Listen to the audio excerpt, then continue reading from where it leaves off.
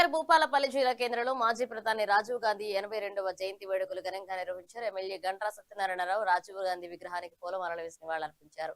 దేశాభివృద్ధి, IT, telecommunications, Panchayati Raj రంగాలకు రాజీవ్ గాంధీ చేసిన సేవలు చిరస్మరణీయమన్నారు. కార్యక్రమంలో కాంగ్రెస్ పార్టీ జిల్లా అధ్యక్షులు బట్టు కరుణాకర్, టౌన్ అధ్యక్షులు Datla Srinivas, municipal chairman Burra Komaraiah Goud, vice chairman Ambala Srinivas, స్థానిక ప్రజాప్రతినిధులు, కాంగ్రెస్ పార్టీ నాయకులు, కార్యకర్తలు, యువజన మహిళలు పాల్గొన్నారు. రాజీవ్ గాంధీ గారి 82వ జయంతి సందర్భంగా ఈరోజు జిల్లా పార్టీ ఆధ్వర్యంలో అదేవిధంగా ఇక్కడ హాజరైనటువంటి జిల్లా పార్టీ అధ్యక్షులు కరుణాకర్ గారు, అర్బన్ అధ్యక్షులు శ్రీనివాస్ గారు, అదేవిధంగా దేవను మున్సిపల్ చైర్మన్ కుమరన్న గారు, vice chairman, councillors Challuru Madanna గారు, సమ్మన్న గారు, అదేవిధంగా మా యొక్క నియోజకవర్గ ఇన్ఛార్జి రాష్ట్ర నుంచి ఇచ్చేసినటువంటి పరిశీలకులు హుస్సేన్ గారు, ఇక్కడ వైస్ చైర్మన్, తర్వాత మిగతా కాంగ్రెస్ పార్టీ కుటుంబ సభ్యులు, పత్రికా మీడియా సోదరులందరికీ కూడా నమస్కారాలు తెలియజేస్తూ, నెహ్రూ కుటుంబానికి ఒక చరిత్ర ఉంది.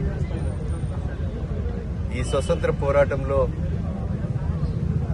రాజీవ్ గాంధీ గారి నాయన నెహ్రూ గారు 12 సంవత్సరాలు జైలు జీతం అనుభవించి గాంధీ తాతతో పోరాడి స్వతంత్రం తెచ్చినటువంటి కుటుంబంగా, అదేవిధంగా రాజీవ్ గాంధీ గారి తల్లి ఇందిరాగాంధీ దేశం కొరకు ప్రాణ త్యాగాలు చేసినటువంటి కుటుంబంగా, రాజీవ్ గాంధీ కూడా ఉగ్రవాదుల చేతుల్లో ఈ దేశం కొరకు ప్రాణాలు అర్పించి, రాజీవ్ గాంధీ ప్రధానమంత్రిగా ఉన్న సమయంలో 18 సంవత్సరాలకి ఓటకు కల్పించి, అదేవిధంగా ఒక సెల్ సిస్టమ్ విధానాన్ని, కంప్యూటరీకరణ విధానాన్ని, నూతన ఉత్తేజాన్ని, నూతన సంస్కరణను తీసుకొచ్చినటువంటి గొప్ప మహనీయుడు రాజీవ్ గాంధీ గారు. రాజీవ్ గాంధీ గారు మరణం ఈ దేశానికి తీరని లోటు.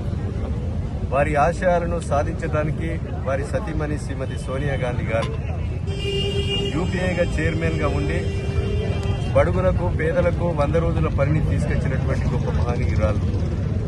ఈ తెలంగాణ రాష్ట్రం కూడా ఏర్పాటుకు దోహదమైనటువంటి వ్యక్తి రాజీవ్ గాంధీ భార్య శ్రీమతి సోనియా గాంధీ గారు.